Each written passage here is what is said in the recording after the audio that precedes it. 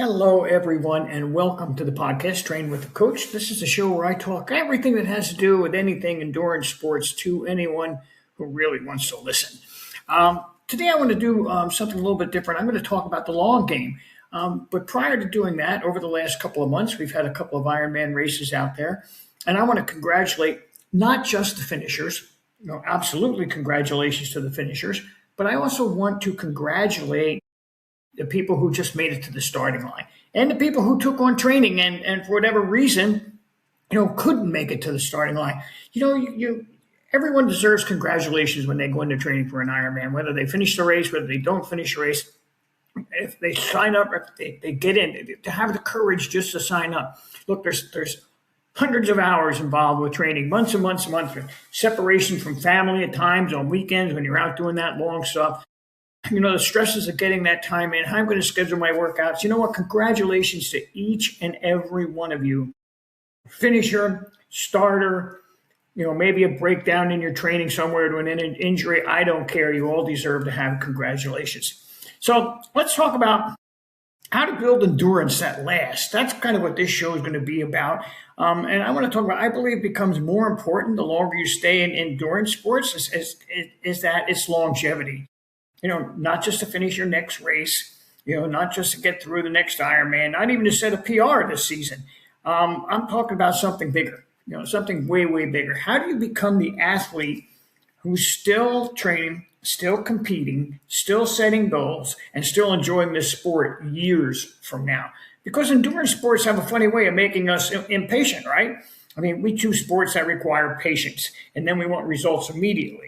We want the faster run split. We want the bigger FTP. We want a stronger swim, that new PR. And there's nothing wrong with any of that. Don't get me wrong. That's not what I'm saying. But one of the biggest lessons I've learned as a coach is the athlete who wins in the long game isn't necessarily the athlete who trains the hardest. It's the athlete who can keep consistency. Consistency is the key to success in endurance sports. And that's what we're going to talk about today. Athletes love great workouts, right? You finish hard interval session. You look at the numbers on your watch. You think, now we're getting somewhere. Those workouts matter. Don't get me wrong.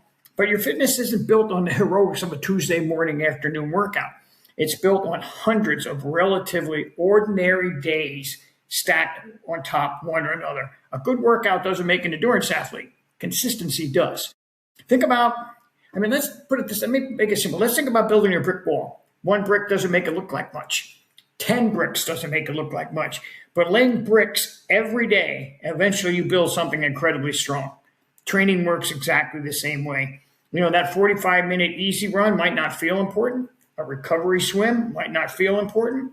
Taking a rest day certainly might not feel productive, but those are bricks. And if your training allows you to keep laying bricks week after week, month after month, year after year, you will become incredibly difficult to beat. Stop trying to win every training session. This is something I always tell my athletes. This is one of the hardest lessons for competitive athletes. You don't have to win in training. Actually, trying to win training is often the fastest way to sabotage your racing and not get to that starting line.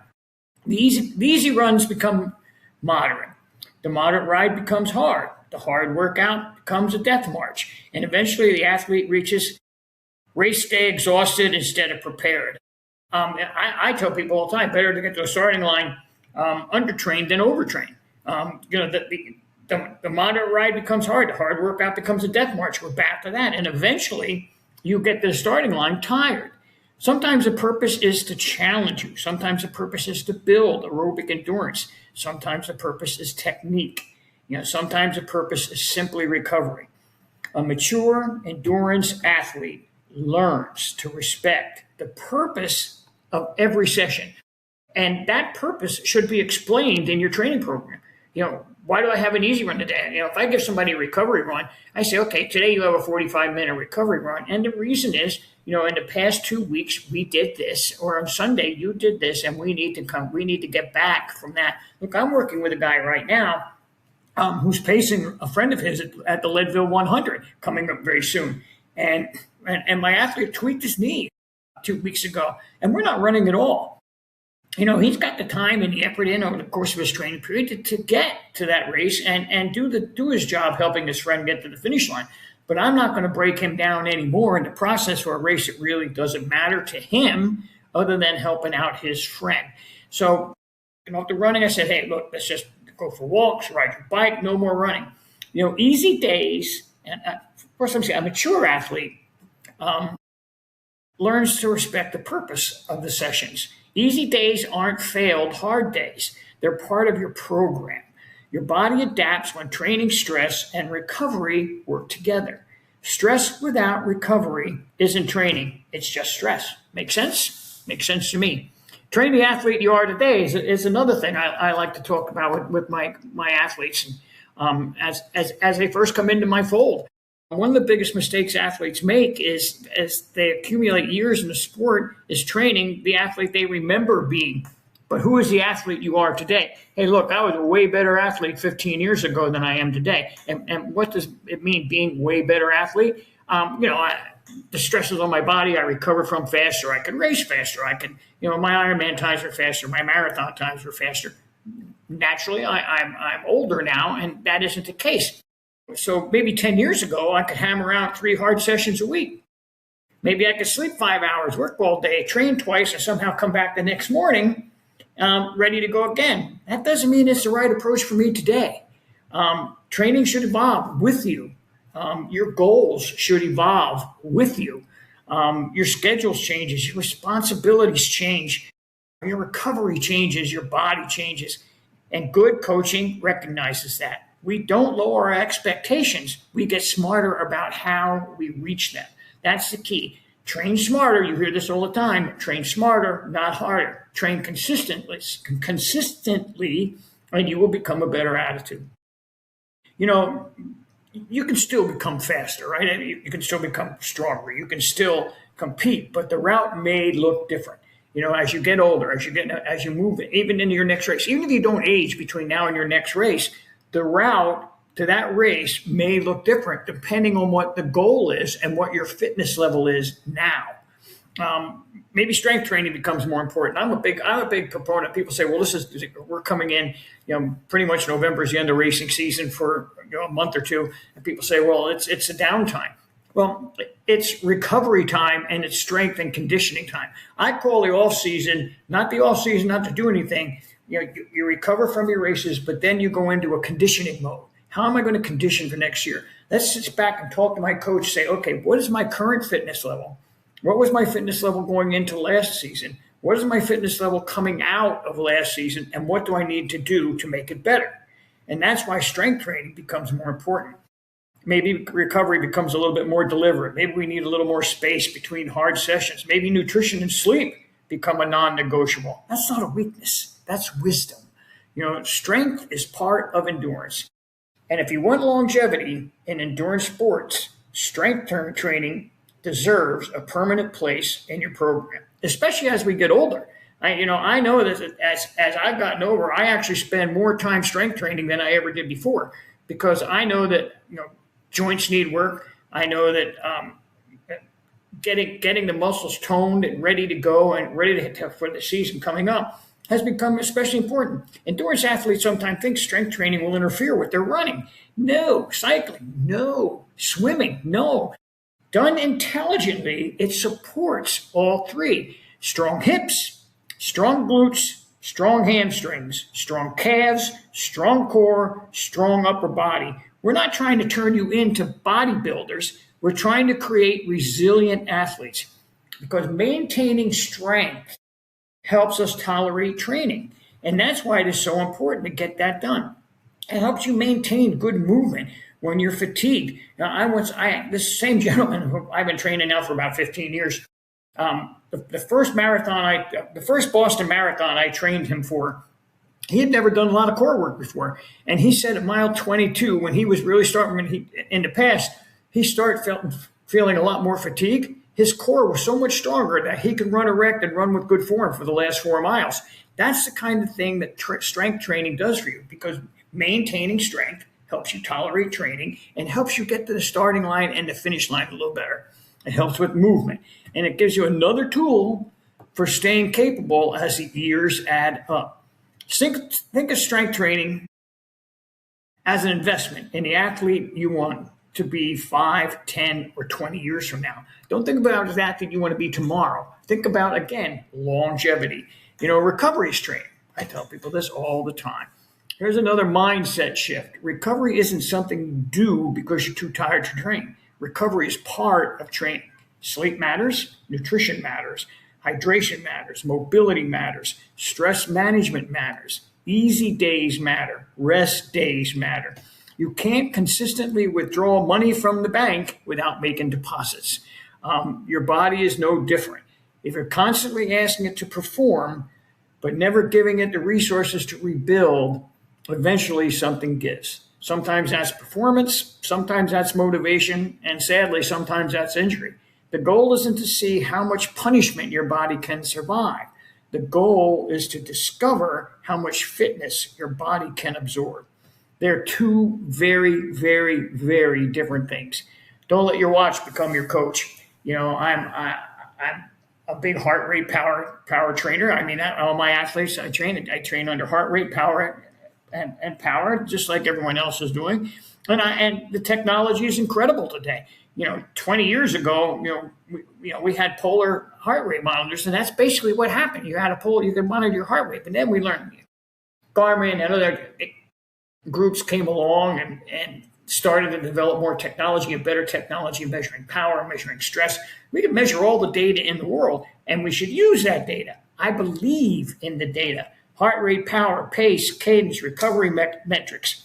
They can all help us understand training, but numbers need context. That's the important thing. Your watch doesn't know you had a terrible night's sleep. It doesn't know you had a stressful day at work. It doesn't know your legs feel amazing, even though some algorithm says your training readiness is low. You need to know, and you need to be meticulous about logging and about not just the numbers, but how you feel. I tell my athletes all the time, when I read a log, I want to say, how did I feel today? Was this a great training session that I'm used to? Was this a mediocre training session? Did I accomplish the purpose of the training session? These are things that you should be recording yourself that your watch can't tell you. Did you tweak that knee? Did my ankle hurt a little bit? Oh, I stepped off a curb funny today and my ankle's a little sore. Those are all things that you need to look at yourself, because the watch, it doesn't know your legs are feeling amazing. It doesn't know your legs are feeling bad. And it definitely doesn't understand your motivation, confidence, or lifestyle. Another thing that's very, very important to me with my athletes is understanding their lifestyle. What does their job entail? What is their family life? What is their free time?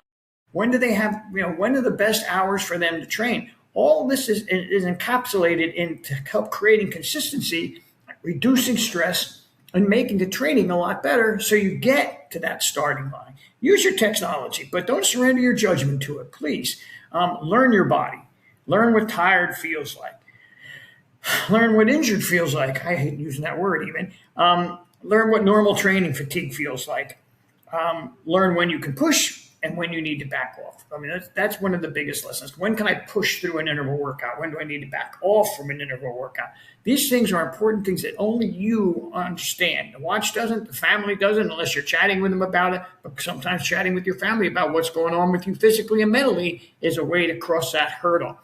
Learn when you can push, learn when you need to back off. Very, very important. The skill becomes incredibly valuable over a lifetime of an endurance sports. Keep something on the calendar. This is something I notice about athletes who stay active for decades. They continue to have goals. This gentleman, I'll go back to talking about this gentleman again. I think he has run 60, maybe close to 70 marathons. He's done Boston, who knows how many countless of times, but he still has goals. He's now 62 years old, and he has a goal to qualify for Boston again next year. And, that's a great goal. He can do that. The work we've done, we have an incredible base built because he's done a couple of endurance things. He paced a guy out at Western States, and he did a 50K himself this year. He has a huge base that we can build on going into his goal race to try to get to Boston. And it doesn't always have to be, you don't always have to do a marathon or an Ironman. You can do a local 5K just to keep the competitiveness, in the head active, to keep the motivation there.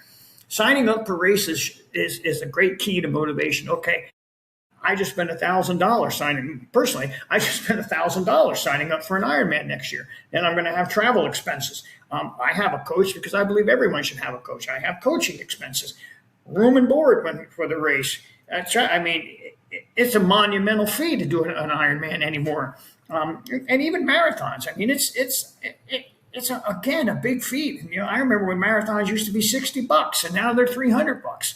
And again with the travel, so try to do things in between that maybe aren't as costly, but keep you motivated. Do a 5K, do a sprint. I have a gentleman who just finished Ohio 70.3, fourth in his age group, and he's done with those longer races for the year. He's got a couple sprints coming up because they keep him motivated and they keep him going and they keep him on the training circuit. So that's important. A century ride, a trail race. I like to do trail races when I don't have anything big on the agenda because trail races are fun. And you know what? Running on trails is great for your running form. It also helps the strength parts of your body that you don't even think about. Trail running can, because of the different movement of the feet on the ground and the imbalances on the trail, it actually strengthens the lower part of your body, believe that or not. Swim challenges, go do some kind of swim challenge. There's a lot of great ones. Go do a swim camp. Go somewhere to improve your swim form. Because I'm telling you, if any of our sports that require great technique, what are the two most? Swimming and running, right? Bad form leads to bad times, leads to injuries. Technique are some of the important things that I'm always stressing to my athletes. I have them make swim videos. I'm a certified total immersion guy from before, and now I have my own version that I teach. But I teach my swimmers technique. Last year at Lake Placid, I had a young guy who came to me, wanted to do the race. He couldn't swim 100 yards across the pool. And we finished Lake Placid. He finished the swim in Lake Placid in an hour and 14 minutes. Because all we did was work on technique, got him smoother, got him longer, and he had a great swim. Simply try and run your here's one. Just simply try to run your fastest mile in 5 years. I don't know if I can do that anymore. I don't know what my fastest mile is over the last 5 years. Maybe I should go out and pay attention to my own advice and go out and run a couple of fast miles and see what I still have in me. That might be kind of interesting. Goals give training direction is my point. If you don't have any goals, you don't have any direction. When someone comes to me and they say, I want to do an Ironman, I say, what's your goal? And they say, to finish. I say, that's not a goal. There's got to be something better. You just don't want, finishing is great. And if you do finish, make that. Let's have an A goal. Let's say your A goal is 15 hours or 14 hours. And then let's have a B goal. Let's say I want to get across that finish line in 16 hours. Then that C goal can be, I want to finish. And the same thing with a marathon. This is my marathon goal. I want to run my marathon, and this time is my A goal. My B goal is this. My C goal is to finish. But goals give you training direction, and they give you motivation. They give you that reason to get out the door when motivation isn't there. But there's an important distinction. Your goals should inspire you. They shouldn't imprison you. And again, that takes us back to how is my body feeling? How am I responding to training? Where am I going next? When my goals inspire me to move forward, that's great. But if my goals are wearing me down and dragging me out, then you're imprisoned by them, and you shouldn't be that way. You're more than a race result, which is why I said at the beginning of this show, congratulations for everyone who signed up for an Ironman or a marathon or a 100-miler and trained. And even if you didn't make it to the race, you're more than a race result. You tried, you got there, and guess what? Now it's time. If you didn't get there, now it's time to look back and say, hey, what part of this training that coach is talking about didn't I do properly? That I didn't get to the starting. What part of my body didn't I listen to? Where did I push when I shouldn't have pushed? And if I didn't achieve my A goal, why didn't I achieve my A goal? Go back and take a look at your run, your swim, your bike, and look at the times were, and look what your goals were in those times, and try to figure out why you missed those. And what happened when I got to the starting line. Hey, maybe I was just, I was overtrained, and I got to the starting line, and I didn't hit the goals that I wanted to hit. So again, you're more than a result. But look at the reasons why you didn't get there. One bad race doesn't erase 6 months of training. I mean, it's crazy to think that. One missed workout doesn't ruin your season. And one slow season doesn't mean your best athletic days are behind you. Keep dreaming, keep setting goals, keep moving forward. This hat I'm wearing right now is not dead yet. It's kind of a military thing about moving forward through life. and adversity. But it's also a great reminder to move forward with life and with your goals and what you want to do. Never settle. Set goals, set new goals, set bigger goals. Try to achieve them. Make them realistic goals. If you're 70 years old, you're not going to do a 9-hour Ironman anymore. You're not going to run a 3-hour and 5-minute marathon. Maybe some can, but I don't think many will. So be realistic there, and you have that bad race, you miss a workout, you don't ruin your season, and if you have a bad season, again, go back and look at why. No one knows better the whys than you as the athlete.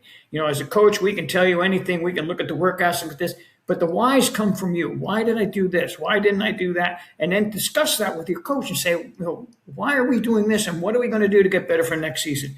Just make sure you're enjoying some of the journey while you're chasing the destination, right? There should be fun along the way.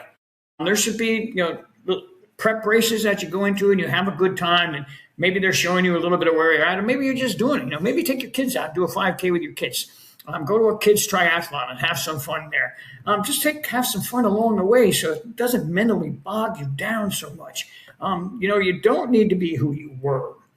That may be especially important for long-time athletes. Stop constantly comparing today's version of yourself with the athlete you were 20 years ago. It was a hard thing for me to get over. But finally I said, okay, look, I'm 70. I'm not 40 anymore. I'm not 35 anymore. And so my goals this year going into to my Ironman are way, way different than they used to be. I'm going into in November, I'm going into New York. My goal is way, way different. Now, trust me, I'm not saying I just want to finish. I know I'm going to finish. I have an A goal, I have a B goal, and I have get to the finish line goal. And again, I think that's very, very important. Maybe your old 10K times, 5K times, marathon times were faster. Maybe you recovered quicker. Maybe you could train differently. That's okay, because you're not competing against a younger version of yourself. You're building the strongest version of who you are today. And that doesn't matter if you're 20, 30, 40, 50, 60, or 70. You're building a stronger version of yourself today. That should be your goal. It's an enormous satisfaction in discovering what you're capable of at 40, at 50, at 60, and even at 70 and beyond. Your athletic identity doesn't have an expiration date. Maybe the PRs change. Maybe instead of a lifetime PR, you're chasing the best performance you've had in 5 years. There's a lot of different things that you can do to keep you motivated and keep it realistic. Maybe your victory isn't finishing an event you weren't sure you could finish. Maybe simply crossing another starting line healthy. All those achievements count. Best athletes adapt. That's the thing about being adaptable.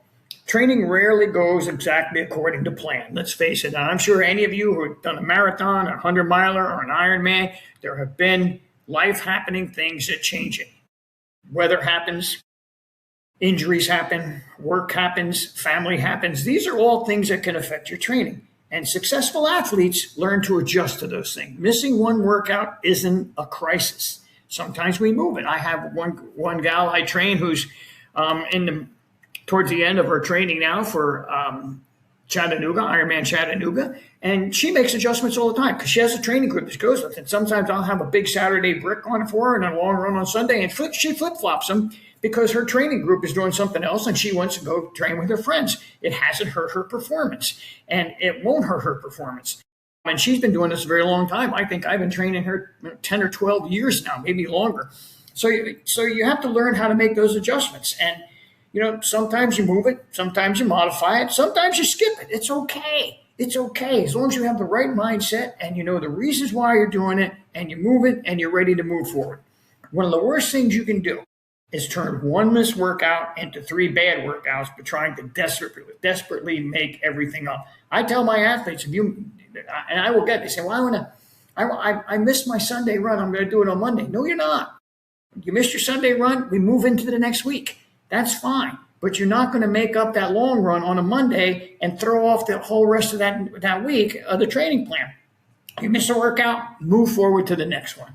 That's what you should do. Don't let it get in your head because you missed up that workout. Look, training plans are maps. They're not commandments. So they're a guide to get you through the training so you get to the next race. That's what training plans are. Not commandments to say, Oh, you have to do these. I'm sorry, I just looked up. There's a great big flash of lightning. The destination matters more than following every single line perfectly. As long as you get to your destination and you can go after your goals, then you're going to be fine. Your why will change. Why did I start? Maybe you wanted to lose weight. Maybe someone talked you into your first race. Maybe you wanted to prove something. Maybe you're simply curious. I don't know. But if you stay in endurance sports long enough, your reasons will probably change. At some point, training becomes more than race preparation. It becomes part of your life.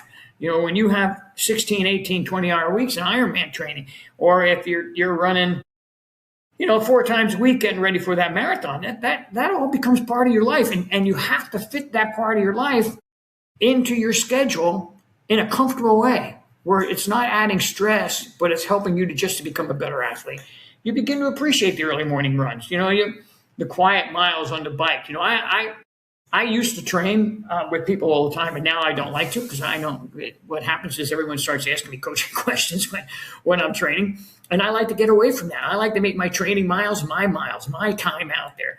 I go on my run, it's about me. When I go on my bike ride, it's about me. When I go to the pool, it's about me. And I think that's important. Those miles like that by yourself, getting your head out of the game, and just accomplishing whatever that workout goal and purpose is for the day, that's very, very important. I love the rhythm of swimming laps. I get into the pool, and I get in a method, and I'm getting the swim done, and my head really just gets out of the world, and I'm good to go. Doesn't mean you can't have the friendships, the races, the travel. I sit around with my fellow athletes and friends, and we chat all the time. I get out of the pool. There's generally a couple of guys or gals there who are also triathletes or endurance athletes, and we sit around and we chat. But that doesn't mean you have to get into every workout with them, at least for me anyway. But whatever makes you enjoy your workout the most is, if you like training with a group, if running with a group motivates you more, then by all means, that's the way you should train. But it's always about what's in your head that matters. So we talk about the long game. We're back to the beginning of this. Here's what I want you to remember. You don't need to destroy yourself today to become better tomorrow. You don't need to chase someone else's training volume. You don't need to prove your toughness every morning. You need to build. Train hard when it's time to train hard. Go easy when it's time to go easy. Lift weights, eat enough, sleep, recover. Listen to your body. Set goals that excite you. And then keep showing up. That's the important thing. Keep showing up, because endurance sports rewards patience. Fitness compounds, experience compounds, confidence compounds. Thousands of small decisions eventually become something very, very powerful. Maybe you're listening to this while you're preparing for your first endurance event. That would be great. Maybe you've been racing for 30 years and you're listening to this, and hopefully you get something out of it. Either way, I want you to think beyond the race that's currently circled in your calendar. Ask yourself, what kind of athlete do I want to be 5 years from now? And then what do I need to do to give that athlete a chance to exist? Sometimes the answer is a hard workout. Sometimes it's an easy run. Sometimes the most productive thing you can do is just take the day off. The goal isn't simply to finish another race. The goal is to build a body, mindset, lifestyle that allow you to keep doing what you love for a very long time. Train for the next race, but build for the next decade. And as always, until I see you next time, be healthy, train smart, have fun, and I'll see you around.